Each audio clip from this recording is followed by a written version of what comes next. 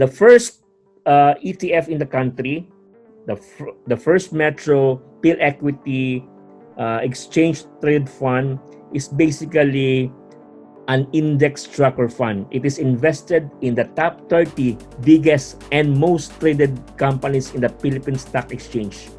So diversified yung iyong portfolio. Spread out in the 30 biggest companies. May holdings, may services, may industries, you name it. No?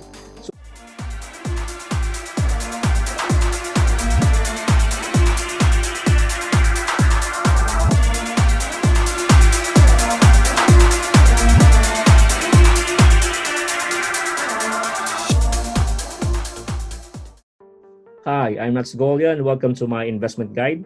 Our discussion is on ETF or Exchange Trade Fund. But before we proceed in our discussion, let me just make my usual disclaimer. I am not a financial expert or a financial guru. My point of view is on the side of an ordinary investor, an ordinary entrepreneur, an ordinary working class, an ordinary Juan de la Cruz, no?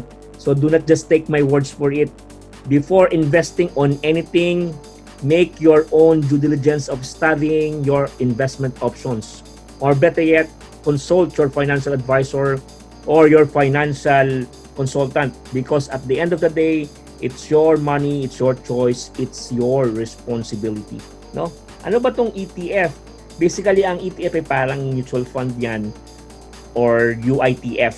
Pooled funds, no, to create a bigger fund invested in the different securities, no, such as stocks, bonds, commodities, no, etc. No, so basket of investment yang ETF, no, similar to mutual funds and UITF. If you haven't watched my videos on mutual fund and UITF, I'll put the link below in the description. Please check it out. No, so basket of investment yan, no.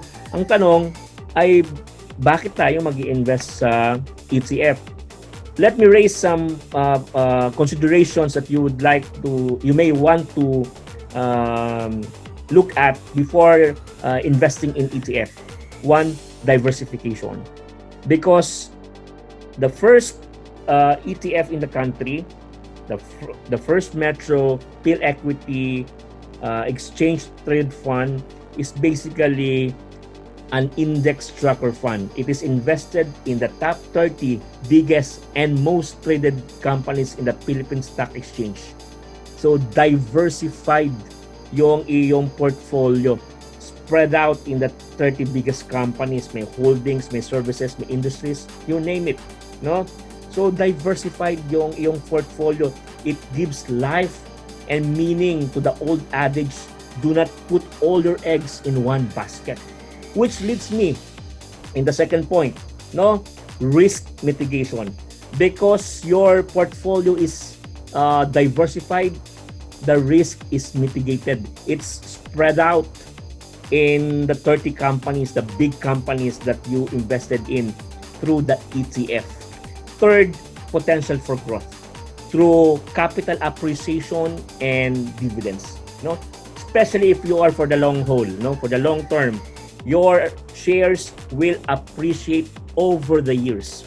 Dun sa dividends, well, as a matter of fund policy, FM ETF is an accumulating ETF and a distributing ETF at the same time. Pero basically, based on the past action of the fund, it is de facto accumulating ETF, meaning the dividends it received from the companies are reinvested or were reinvested, no, to form part of the big fund, no. Ergo, the capital appreciation is very significant in that scheme done by FN ETF, no. Mas lalong gumanda. Kung daw nagkakamali, it outperformed the performance of the Philippine Stock Exchange Index, no? So that's an important point to consider. Also, another point to emphasize is its liquidity. Unlike mutual fund and UITF, ang mutual fund sa UITF, the basis of its price of its share or unit, no, is based on the closing of the market, no. Tandaan nyo, pag mutual fund, ano yan, NAV PS, net asset value per share. Kapag UITF, ano yan, net asset value per unit, no. Ang price niyan kapag binenta mo o binili mo ay nakabatay sa close noong market, no.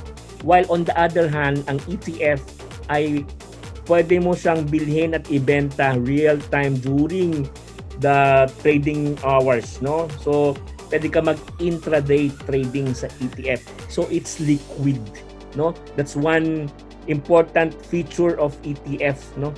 It's liquid. You can convert your shares into cash easily, no.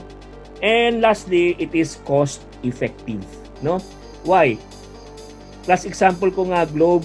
Pag bumili ka ng shares ng Globe, magkano ang per share ng Globe ngayon? Kung daw nagkamali na sa 2,000 pa rin, 2,000 pesos. Ang board lot ay 5. So meaning you need 10,000 pesos para makabili ka ng shares sa Globe, no? Globe is part of the Philippine Stock Exchange Index, no? Pero kapag bumili ka ng shares sa ETF, 108 pesos lang, no? 108 pesos lang at ang board lot lang niya ay 10. Meaning, kung may 1,000 ka, makakabili ka na ng shares doon sa ETF. And in effect, you are buying shares of the 30 biggest companies, no? So, cost effective siya. So, kung ang investment strategy nyo ay long term or short term, gusto nyo mag-intraday trading, pwede nyong i-consider ang ETF o yung exchange traded fund. If you want exposure in the global market, particularly the US stock market, you may want to check eToro, no? Kasi ang eToro ay merong mga ETF na ino-offer, in particular yung Vanguard 500 index fund, no, which invest in the S&P 500. This is the equivalent to the Philippine Stock Exchange Index, no. This is the top 500 US companies, no.